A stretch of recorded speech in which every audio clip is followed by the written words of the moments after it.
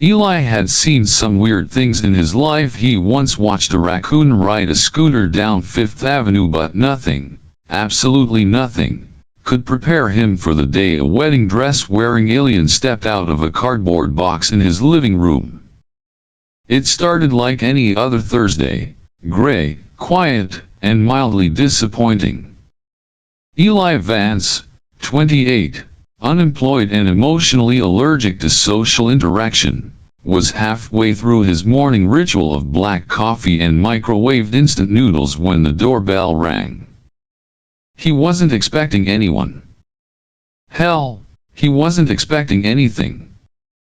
The last package he ordered was a set of vintage game cartridges 3 months ago, and they arrived smelling like regret. He opened the door to find a single, large box sitting on his welcome mat. No return label. No sender information. Just a sleek silver stamp that looked like an intergalactic warning sign. He stared at it for a full minute. If this explodes, at least I won't have to pay rent this month, he muttered, dragging the box inside. The box was warm. He poked it. It wiggled. Nope. Absolutely not, he said, standing up and taking 3 strategic steps back. But curiosity, the terrible lifelong disease he had yet to cure, won over common sense. With cautious fingers, he pried open the lid. A soft hum filled the room, and a mist lavender and sparkling puffed out like perfume from another dimension. Then she rose. Correction, floated. She wasn't human. That much was immediately clear. Her skin shimmered like amethyst under sunlight. Her hair, impossibly silver and silkier than physics should allow, cascaded down her back in perfect waves. And her eyes, metallic and unblinking, locked onto his like radar beams. She was tall, elegant, radiant, and she was wearing a wedding dress. Eli blinked. Once, twice, thrice. Okay. I definitely added something weird to my noodles. The woman stepped forward, barefoot on his carpet, her voice clear and confident. I am Lyxa of the Gonaran Dominion. I come prepared for the ritual engagement. He laughed. Actually laughed. A single, sharp bark of disbelief. Is this one of those prank shows? Am I being punked? Because 10 out of 10, the costume design is incredible. Lyxa tilted her head. You do not recognize the ceremonial garb of Union warfare? War for what? She gestured at the wedding dress. This garment represents my readiness to engage in emotional combat, fortify alliance parameters, and share domestic resources. Eli had many questions. None of them were suitable for polite conversation. She walked past him, examining the apartment like a general assessing a battlefield. Her fingers brushed against his ramen-stained counter, his aging game console, the sad droop of his plastic ficus. Your dwelling is inefficient but adequate for base operations, she declared. Lady, I don't know who you are or how you got here, but you can't just show up dressed like some galactic bride-to-be and declare war on my IKEA furniture. She turned to him, a hint of concern on her otherwise impassive face. You have not received the transmission? The contractual agreement was processed through intergalactic matrimony dispatch. Earth is now within the registry radius. You are eligible. Eli ran a hand through his hair. This couldn't be happening. Maybe it was a dream. Maybe he fell asleep watching some trashy sci-fi romance movie and his subconscious was just playing with him. So what? You're here to marry me? Affirmative. I didn't sign anything. Your genetic profile was submitted anonymously. You were selected. Selected for what? She looked at him, suddenly, softer. Almost hesitant. For a chance at peace. Silence fell. A strange kind of silence, the kind that buzzed just beneath the skin. Eli sat down on the couch, his mind doing mental somersaults. An alien bride. A wedding dress. Emotional combat. And a box that smelled faintly of stars and lavender. He looked up at her. So, do you want some noodles or? She smiled for the first time. Affirmative. Let us initiate the first phase of cohabitation nutrition. Eli wasn't sure if he was about to be abducted, married, or murdered. But for the first time in months, he wasn't bored. And that, for now, was enough. Eli didn't sleep that night. Not because of fear, exactly, but because he couldn't stop watching the glowing alien woman folding his laundry. Lyxa had taken to Earth customs with a precision that was both impressive and terrifying. She folded his shirts in perfect symmetry, aligned his socks by color spectrum, and placed his lone house plant in what she called the optimal sun zone for botanical morale. But as morning light filtered through the blinds, it became clear she wasn't here to play house. Not in a traditional, Earth-based sense. They were sitting across from each other at the kitchen table, Eli with his second coffee, Lyxa with her first encounter of peanut butter toast when she finally laid out her explanation. On Gonorrhea, she began, spreading the toast like a soldier polishing armor. Marriage is a tactical bond forged between houses or factions. It is an oath of loyalty, sealed through ritual confrontation and alliance signing. Ritual confrontation? Eli asked, eyebrows rising. Combat. One must prove worth through battle. Only then is the pairing sanctified. He nearly spat his coffee. So, wait. You beat someone up, and then you get married. Precisely. Eli leaned back. And the dress? Lyxa looked down at the gown, which she had not taken off. In fact, she had attached a utility belt to it overnight. It is the traditional armor of ceremonial unions. A symbol of one's willingness to commit to emotional warfare. The train of the garment indicates rank. That explains the 6-foot cape, Eli mumbled. The lace is decorative but functions as micronetting to trap pheromonal toxins. You guys have pheromonal toxins at weddings. Only on the western moon colonies. He rubbed his face. Okay, so, back home, marriage is kind of a love thing. Not a blood sport. Lyxa tilted her head, intrigued. Explain. People fall in love. They connect emotionally, spend time together, and when it feels right, they get married. Usually.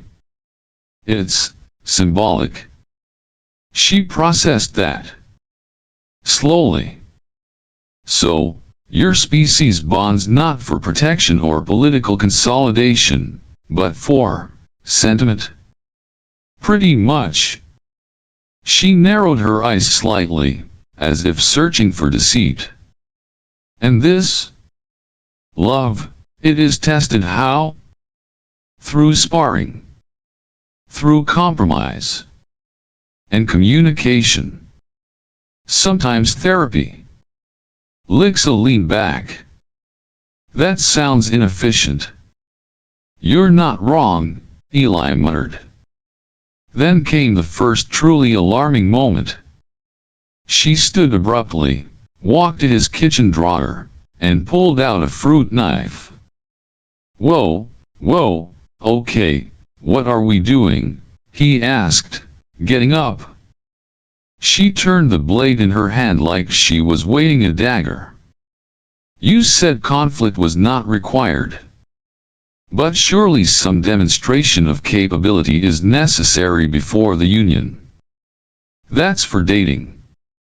And even then, no knives. She blinked. Then how is dominance established? Eli took the knife from her gently. We don't establish dominance. At least, not with cutlery. Lyxa considered that. Then, dead serious, she asked, then how do you know who eats first? He sighed, handing her a banana. Here. Try this instead. She examined the banana like it might detonate. After some coaching, she peeled it and took a bite. Her eyes lit up. Sweet. Is this what you meant by honeyed words during courtship rituals? Eli choked on air. Not quite. Honeyed words means saying nice things to someone. Compliments.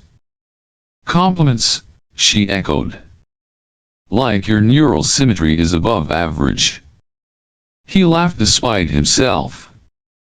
Actually, yeah. That's a good one. She beamed. Then came the second alarming moment. She took a fighting stance. Then I request the opportunity to duel you so I may earn your respect and solidify our union. Eli blinked.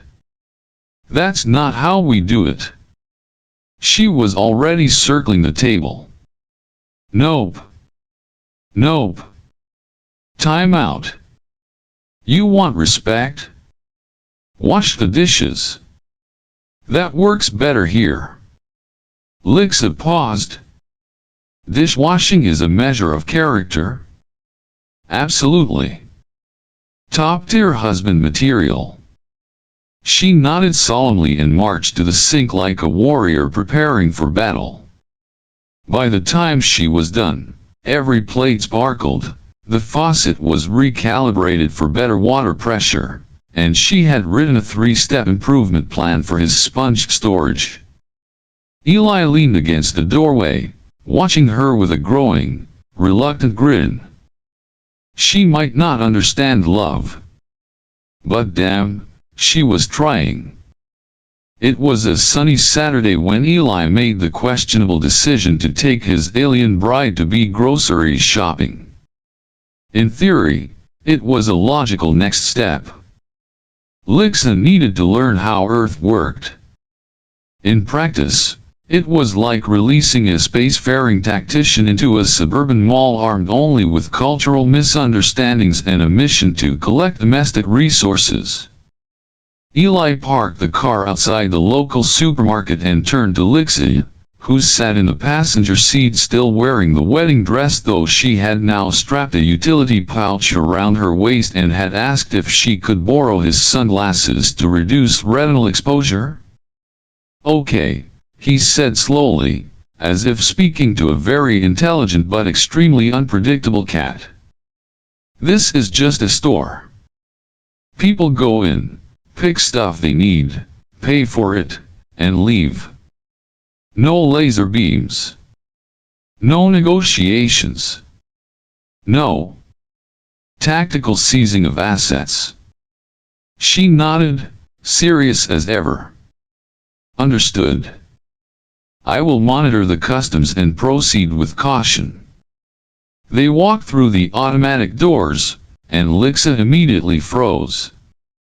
The place was packed. Carts clattered, kids whined, neon sale signs blinked aggressively. Lyxa narrowed her eyes. This is a contested zone, she muttered. It's aisle 5, not a battlefield, Eli whispered, pulling her along. He handed her a shopping basket. She held it like a shield. Their first stop was produce. Lyxa examined the apples with the intensity of a scientist studying alien spores. They are color-coded, possibly indicating hierarchy or toxicity levels. They are just apples, Eli said. Green are tart, red are sweet. She picked up a Granny Smith and sniffed it. Then she licked it. Lyxa. Testing for external chemical agents. We don't lick the fruit. They moved on. In the snack aisle, she squatted beside a shelf of brightly packaged chips, studying the labels like encrypted war codes. What is the significance of extreme nacho flavor? Marketing. It implies a weaponized dairy component. Not entirely wrong. By the time they reached checkout, their cart contained 4 kinds of cereal, based on tactical carbohydrate dispersion, a pineapple, potential projectile and food supply in one, and a gallon of milk she had selected because the cow on the label looked emotionally stable. The cashier gave Eli a look like, "Is this a bit?" He gave a tight-lipped smile and prayed she wouldn't start reciting Gonoran battle oaths. But it wasn't over. On the way back to the car, Lyxa spotted the boutique across the parking lot. Her eyes narrowed like a predator sensing something familiar. That structure, she said. It displays variant battle garb. Eli followed her gaze. Bridal dresses. Oh no, he said. Oh yes, she replied, already walking. He sighed and followed. The boutique bell chimed as they entered. Lace, satin, tulle, and pearls filled every rack. A dreamy atmosphere. A pastel paradise. Lyxa walked in like a general entering a weapon depot. A saleswoman approached, all practiced cheer. Looking for something special today? Lyxa turned to her, face solemn. Affirmative. I wish to analyze your full arsenal. Eli coughed. She means she wants to try on some dresses. Many dresses, Lyxa added. With high tactical potential. Soon, she was in a changing room, emerging in one gown after another. The first was a classic A-line. She spun slowly in the mirror. This offers excellent mobility. The layered skirt could conceal a plasma blade. The second had intricate beadwork. This armor is visually deceptive. The weight distribution would be ideal for ceremonial duels. The third had a long veil. She pulled it over her face and said, visibility, compromised. Stealth potential, increased. The saleswoman blinked slowly. That's a new perspective. Eli sat on a pink couch near the fitting room, watching in a half-trance. Lyxa twirled in a sleek, off-shoulder number and analyzed its deflection vector ratio while sunlight filtered through the boutique windows. And in that moment, Eli felt it. A tug. That weird, dangerous, soft feeling. He was starting to like her. Not just as an intergalactic house guest, but as a person. As a warrior poet in a wedding gown. She caught him staring. Are you assessing for compatibility? I'm assessing something, he said, trying not to smile. She turned back to the mirror. This one is optimal. It offers beauty and function. That's what I said about my toaster, he replied. They bought the dress. She carried it like a sacred relic back to the car. As they drove home, she turned to him suddenly. Eli, I am beginning to understand Earth bonding rituals. There is strategy in softness. He glanced at her, surprised. That's a pretty good summary, actually. She looked down at the dress folded in her lap. In Gonoran culture, this would be seen as a symbol of surrender. And here, she said, it might be something even stranger. He didn't press. He just drove. And for the first time, he wondered not if she belonged here, but if maybe, she was exactly what he'd been missing. The first sign something was wrong came in the form of a low, mechanical hum outside Eli's apartment. It was late. The stars were out. Lyxa was in the living room, methodically studying Earth documentaries on his ancient television. She had strong opinions about penguins now when Eli noticed the light flicker in the hallway. Then came the humming. Faint. Like the warning growl of a very expensive machine. He peeked through the peephole. 3 figures. Tall. Armored. Not human. They moved like shadows wrapped in steel, eyes glowing faint red beneath sleek helmets. The one in the center raised a palm and waved it across his door. The lock clicked open with a quiet snap. Eli backed away, heart hammering. Lyxa stood, her expression going from curious to deadly in half a second. They found me. Who? Hunters. She said it like a curse. The door opened slowly. Lyxa raised her hand and the couch levitated 3 inches off the ground. She flipped it effortlessly, sending it crashing toward the door. The first hunter ducked, but the second took it full in the chest and was thrown backwards. Eli screamed. Not from fear, okay, maybe partially but mostly because his security deposit was now gone. Lyxa grabbed his hand. Escape route. Now. They bolted through the back window, down the fire escape, into the alley. Behind them, metal boots hit the floor with chilling synchronization. They didn't stop running until they reached the edge of a construction site 3 blocks away. There, in the shadow of half-built steel beams, Lyxa finally spoke. I must explain, she said, catching her breath despite not seeming winded at all. I am not who you think I am. You're not a space bride. She shook her head. That registry was a loophole. A backdoor in the diplomatic system. Eli blinked. You hacked a marriage agency to escape. What, exactly? An empire. A prison. A forced union. I was a commander in the Gonoran Dominion's northern front. I was promised to a warlord I despised. So I defected. He stared at her. She continued, voice low.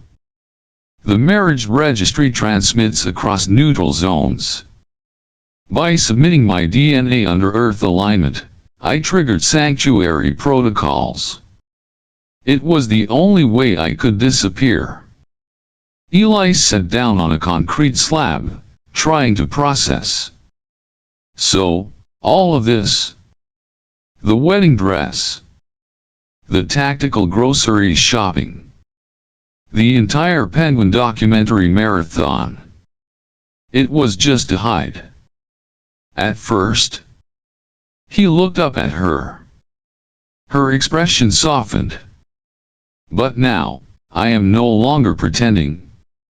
He exhaled. You lied to me? I concealed. That's literally the definition of lying. She knelt in front of him.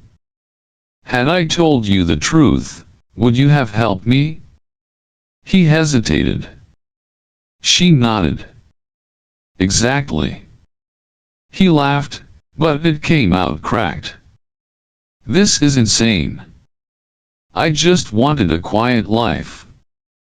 I didn't ask for intergalactic assassins and fugitive warrior queens. Yet here you are. A silence stretched between them. Finally, Eli stood. Okay. So what now? They won't stop. They are elite. Trained to extract or eliminate. I can fight, but not alone. Eli rubbed his temples. I don't even own a weapon. She smiled faintly. Then it's a good thing I brought mine. From beneath her utility belt, she pulled a small cube. It unfolded midair, expanding into a compact energy rifle with glowing glyphs along the barrel. Eli stared. That better not be loaded.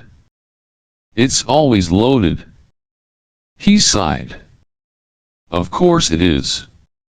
She reached into her belt again and handed him a smaller device. It looked like a sleek flashlight. Press the button when needed. It'll buy you 10 seconds. 10 seconds of what? Surprise. They stood there, side by side, framed by the metal bones of an unfinished building, city lights flickering in the distance. Eli glanced sideways. So you're a rebel commander on the run from your own people? Yes. And I'm your accidental sanctuary husband? Yes. He exhaled, half laughing. Great. Just making sure I have all the facts before I die. She turned to him, her face unreadable. You won't die, Eli. Not while I'm here. For some reason, he believed her. And for the first time, the thought of fighting beside her didn't terrify him. It thrilled him. Laying low was harder than expected. After their narrow escape, Eli and Lyxa took refuge in a small rental cabin near the edge of town. It was rustic, smelled like old pine wood and mothballs, and had exactly one frying pan that looked like it had survived 3 wars. Perfect.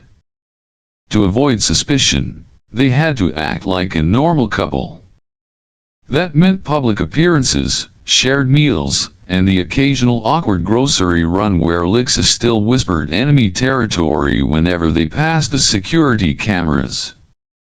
Eli thought pretending to be a couple would be easy.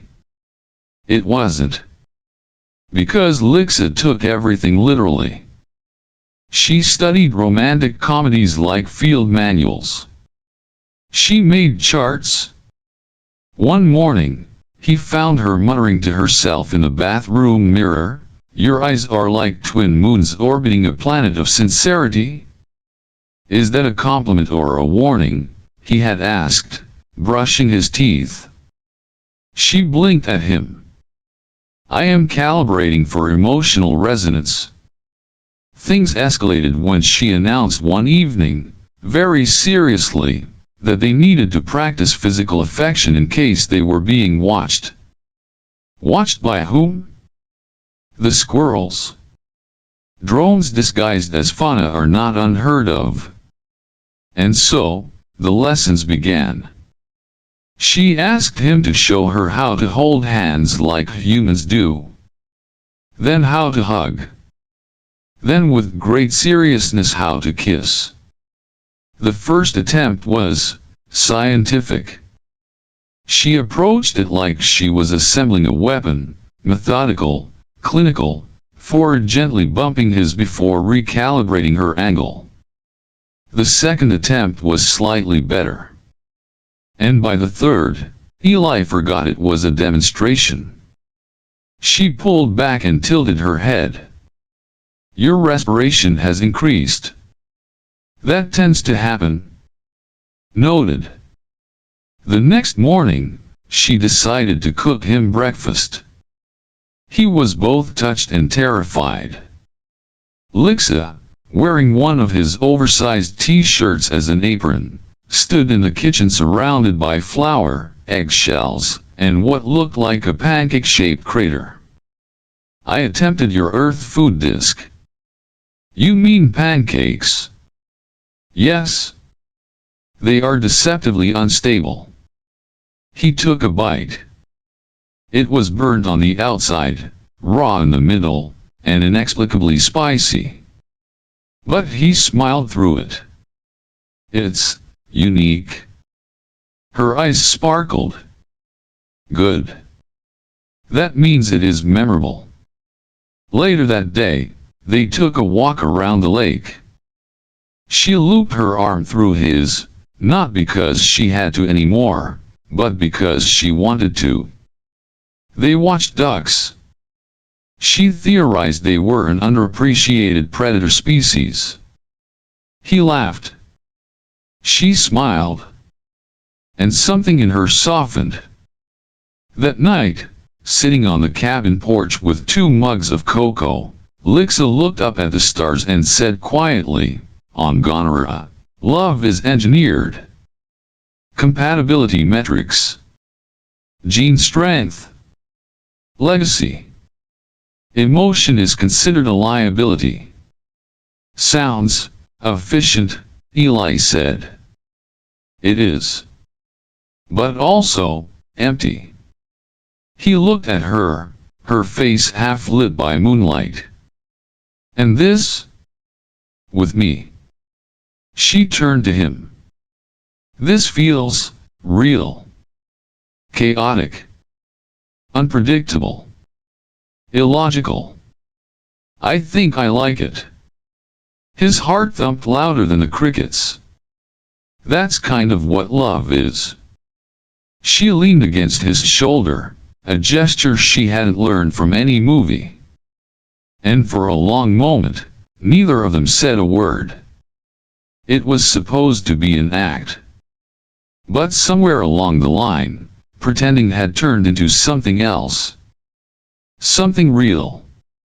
The sun hadn't yet risen when Eli heard a faint buzz, like static electricity crawling across his skin. He sat up in bed, heart already racing. Beside him, Lyxa was still, her eyes open in an instant. They found us. No more guessing this time. No more pretending they had time. Lyxa leapt from the bed, grabbing the energy rifle she had disassembled and hidden in a hollowed-out cabinet. Eli threw on a jacket, his hands shaking. What do we do? They are triangulating. We have minutes, maybe less. Eli looked at her, then toward the door, then back again. I'll distract them. Lyxa paused. What? I'll draw them off. You take the ridge trail through the forest and loop south. There's a chance. No, her voice was sharp. Final. You said they're after you, not me. If I give them something to chase. I said no. He took a step toward her. I can buy you time. And what happens when they catch you? Eli gave a lopsided, terrified smile. Then at least one of us makes it out. She stared at him, and for a terrifying second, he thought she might actually leave. That she would accept the logic. That she would abandon him because it was the smart move. Instead, she did something far more reckless. She grabbed his wrist.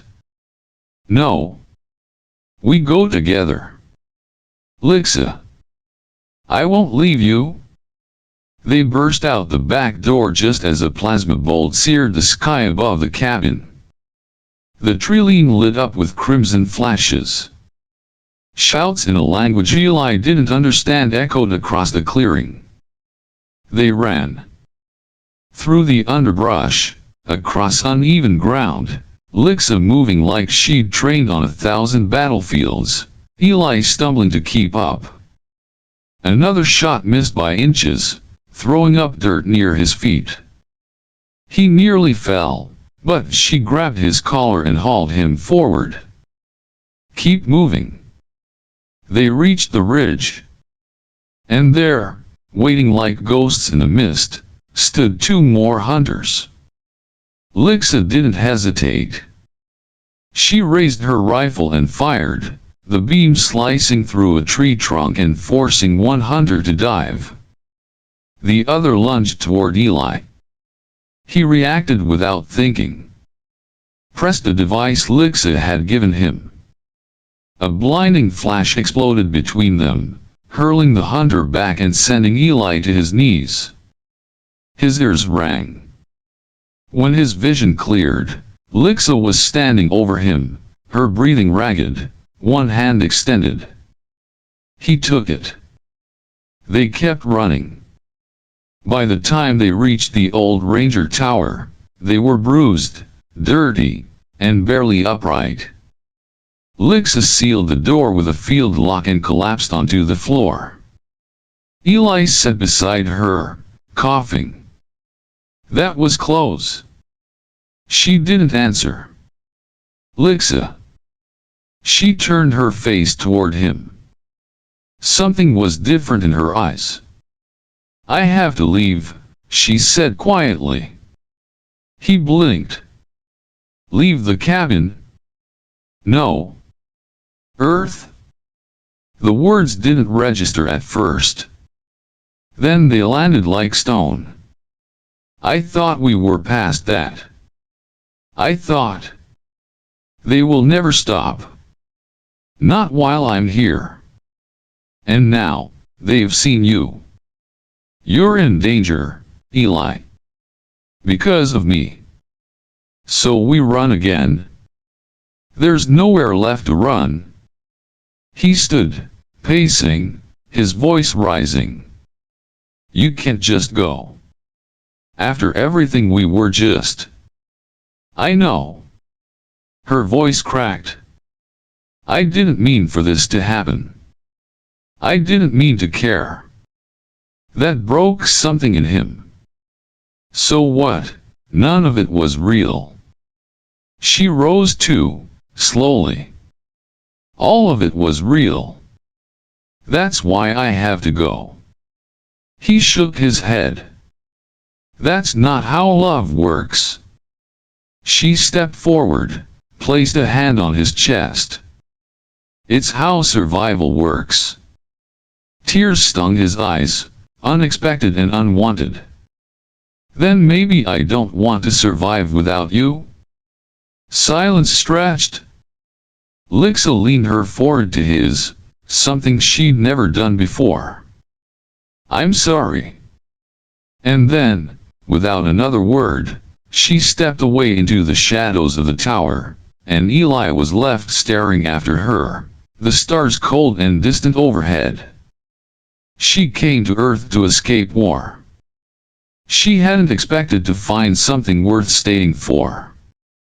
And now, both felt just out of reach. Eli had never planned a wedding before, let alone one meant to outwit an alien empire. It started with an idea desperate, ridiculous, and just crazy enough to work. If Lyxa became a public figure, someone Earth knew and loved, then Gonera couldn't extract her without risking galactic outrage. The world might not have laws protecting alien brides, but it had hashtags. It had sympathy.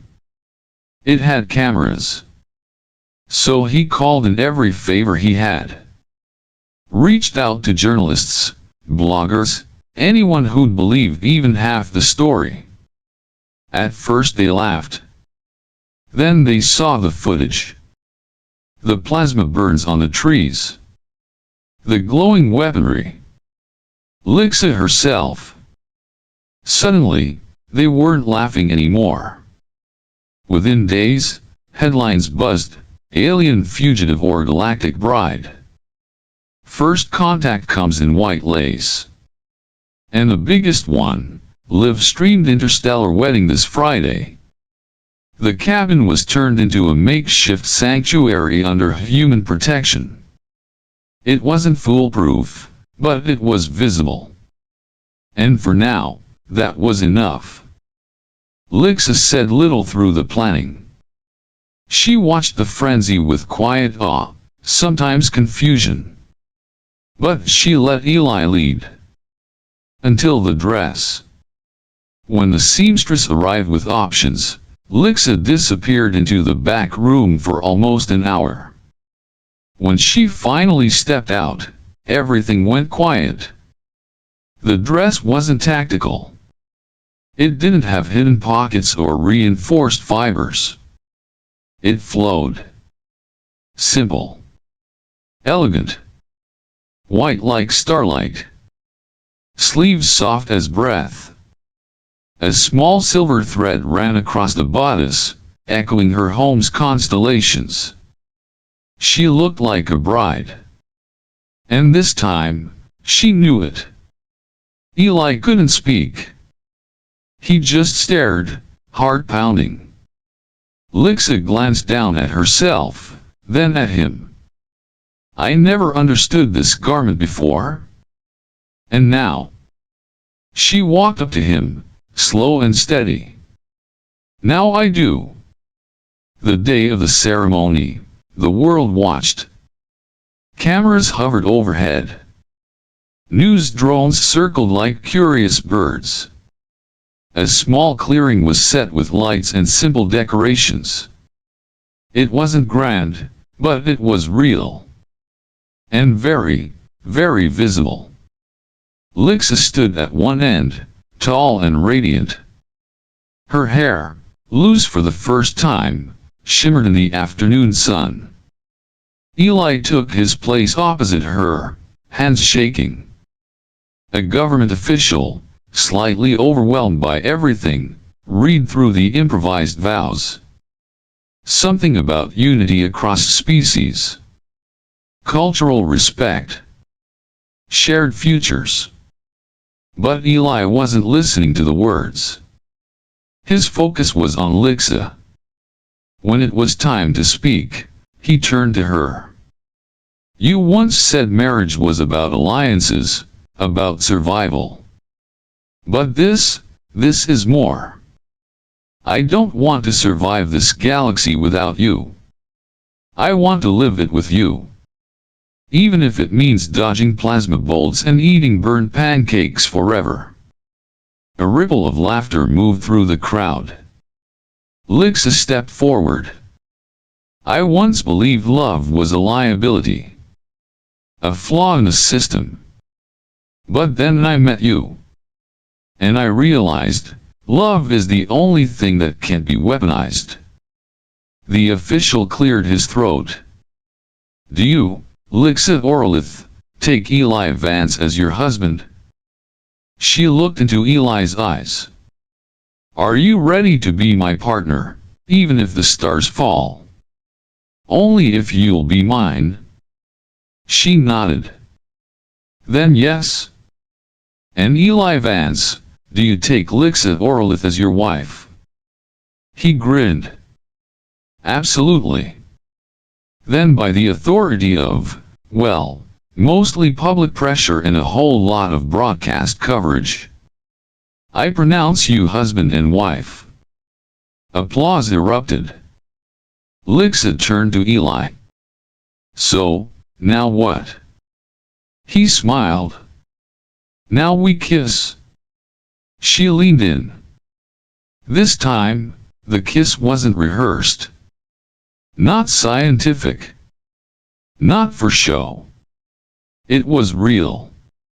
And somewhere, In a distant war room on Gonera, someone watched the footage in silence and realized they couldn't take her back now. Not without starting a war they'd already lost in the hearts of billions. The bride had chosen Earth, and Earth had chosen her back. The marriage had started as strategy. Now, it was everything. In the weeks following the ceremony, the story of Eli and Lyxa swept across the globe. They were invited to interviews, featured in documentaries, and even offered a reality show, which Lyxa politely declined, stating that her emotional calibration was still in progress. The most important development, however, wasn't the fame. It was the declaration signed by the United Nations, backed by the Interplanetary Relations Accord. Lyxa Orlith, as a recognized spouse of an Earth citizen, was granted full diplomatic immunity and sanctuary status. She could not be extradited. Not without triggering planetary conflict. It wasn't just a piece of paper. It was freedom. And for Lyxa, it was a new kind of power, not the kind measured in weapons or command, but in safety, in choice, in belonging. They moved into a small apartment overlooking a park.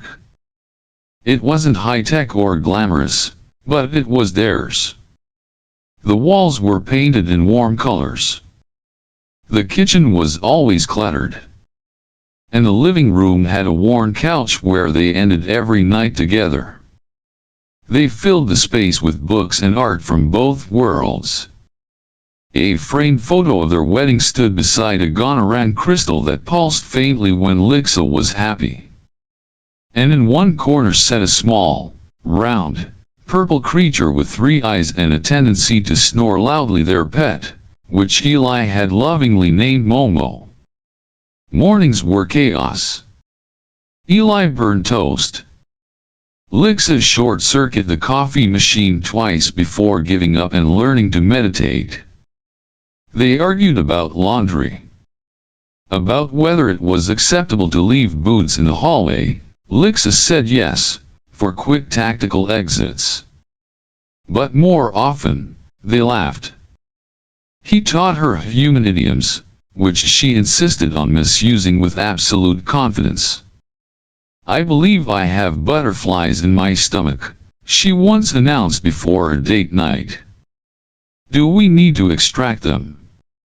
She taught him Gonaran hand signs for affection. Some of them were so subtle, he wouldn't even notice them until hours later, when she pointed out he'd been receiving silent flirtation signals since breakfast. One rainy afternoon, they sat by the window watching the drops trace lines down the glass. Momo purred in Lyxa's lap. Eli leaned against her, sighing contentedly. "Do you ever miss it?" he asked.